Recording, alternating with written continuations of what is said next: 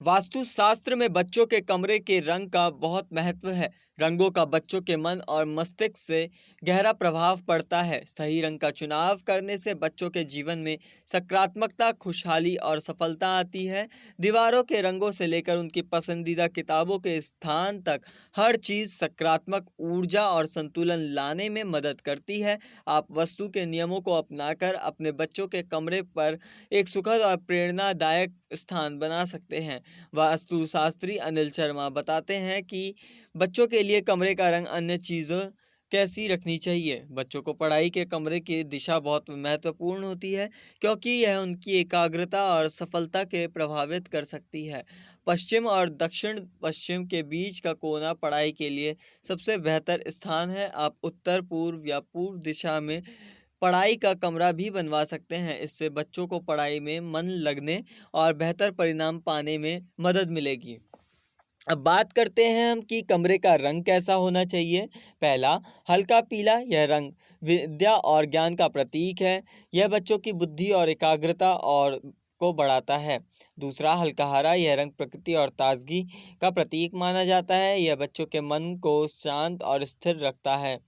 तीसरा, हल्का नीला। यह रंग शांति और स्थिरता का प्रतीक है। यह बच्चों को अच्छी नींद लाने में मदद करता है। चौथा, सफ़ेद। यह रंग शुद्धता और पवित्रता का प्रतीक है। यह बच्चों के मन में सकारात्मकता विचारों से भर देता है। हल्का गुलाबी। यह रंग प्रेम और स्नेह का प्रतीक है। यह बच्चों के रिश्ते में मजबूत बनाता है। वास्तुशास्त्र के अनुसार बच्चे के कमरे में गहरे और भड़कीले रंग से बचना चाहिए। कुछ अशुभ रंग इस प्रकार है। लाल। यह रंग उत्तेजना और क्रोध से प्रतीक है। काला। यह रंग निराशा और नकारात्मक का प्रतीक है। भूरा। यह रंग उदासी और सुस्ती का प्रतीक है। साफ सुथरी जगह पढ़ाई के लिए बहुत ज़रूरी है। पढ़ाई की मेज व्यवस्थित होनी चाहिए और किताबें अपनी जगह ठीक प्रकार से रखी जानी चाहिए। अवस्था के मन भटकता है, इसीलिए पढ़ाई का क्षेत्र हमेशा व्यवस्थित और प्रेरणादायक बनाए। पश्चिम, दक्षिण पश्चिम दिशा में खिलौने, टीवी या गेमिंग स्टेशन रखने से बच्चों का पढ़ाई में ध्यान से भटक जाता है। इसके बजाय पढ़ाई की मेज़ पर गणेश जी की मूर्ति रखने से याददाश्त और सीखने की क्षमता बढ़ जाती है। बच्चों के कमरे में प्राकृतिक रोशनी का पर्याप्त प्रबंध होना चाहिए। बच्चों को हमेशा साफ और सुथरा रखना चाहिए। कमरे में सकारात्मक ऊर्जा का संचार करने से पौधे लगाए जा सकते हैं। बच्चों के कमरे में उनकी रुचि के अनुसार तस्वीरें और पेंटिंग लगाई जा सकती है। वास्तुशास्त्र के अनुसार बच्चों के कमरे का रंग उनके जीवन में महत्वपूर्ण भूमिका निभाता है।